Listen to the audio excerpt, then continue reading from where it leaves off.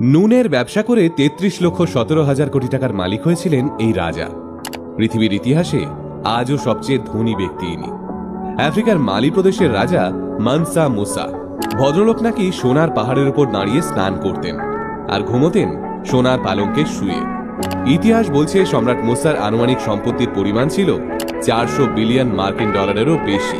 তবে রাজা মানসা মুসার মোট সম্পত্তির কোনো সঠিক হিসেব আজ অবধি কেউ দিতে পারেননি, কারণ তার কাছে এত সোনা ছিল যে তিনি চাইলেই 10-15 কিলোমিটার রাস্তা সোনা দিয়ে মুড়ে দিতে পারতেন। জানলে চমকে যাবেন, এই বিপুল পরিমাণ সম্পত্তি পাহারা দেওয়ার জন্য সম্রাট মুসা প্রায় 2 লক্ষ সেনা নিয়োজিত করেছিলেন। শোনা যায় 1324 সালে রাজা মানসা মুসা নাকি মক্কায় হজ করতে গেছিলেন। সম্রাট মুসার সেই হজ যাত্রা দেখে গোটা বিশ্বের মাথা ঘুরে গেছিল, কারণ প্রায় 60,000 জন কৃতদাস সেই হজ যাত্রায় সঙ্গী হয়েছিলেন সম্রাটের, আর তারা প্রত্যেকে নাকি হাতে একটা করে সোনার বড় দণ্ড ধরে হাঁটছিলেন। এছাড়াও সম্রাটের সেই জাঁকজমকপূর্ণ হজযাত্রায় 500 জন ব্যক্তিগত গোলাম এবং 100 খানা উটও ছিল। ওই 100 খানা উটের প্রত্যেকটির পিঠে নাকি 140 কেজি গুঁড়ো সোনার বস্তা চাপানো হয়েছিল। শোনা যায় হজ করতে যাওয়ার পথে সম্রাট মুসা নাকি কয়েকশো কোটি টাকা মূল্যের ওই সোনার গুঁড়ো গরিবদের মধ্যে দান করতে করতে গেছিলেন। ইতিহাস বলছে সেই হজ যাত্রার সময় সম্রাট মুসা নাকি মিশরের কায়রো অঞ্চলে এত বেশি পরিমাণ সোনা দান করে দিয়েছিলেন যে তারপর বেশ কয়েক বছর ধরে ওখানে জলের দামে সোনা কিনতে পাওয়া যেত। আমরা সকলেই জানি এই মুহূর্তে বিশ্বের সবথেকে ধনী ব্যবসায়ীর তালিকায় টেসলার সিইও এলন মাস্ক থেকে অ্যামাজনের মালিক জেফ বেজোস, কিংবা মাইক্রোসফটের প্রাক্তন সিইও বিল গেটস থেকে ভারতের ব্যবসায়ী মুকেশ আম্বানি, এই সমস্ত লোকেরাই রয়েছেন।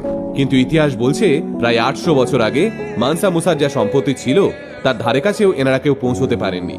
মানসা মুসার জন্ম হয়েছিল 1280 সালে। তিনি ছিলেন মালি সাম্রাজ্যের প্রতিষ্ঠাতা সান্দিয়াতা কিতার ভাগ্নে।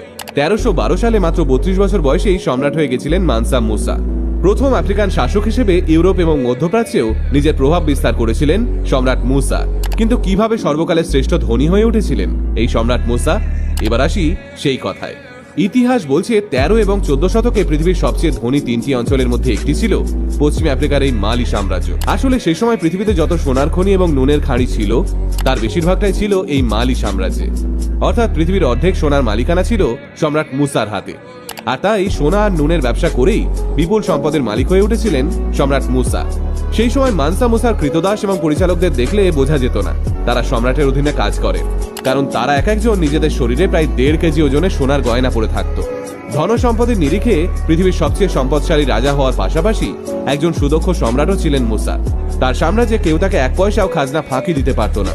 এছাড়া তার অধীনে ছিল বিভিন্ন গুরুত্বপূর্ণ ব্যবসায়িক নদীপথ, যে ব্যবসায়িক নদীপথ ধরে ইউরোপীয় ব্যবসায়ীরা মালিতে ব্যবসা করতে যেত। মুসা তাদের থেকেও রাজস্ব আদায়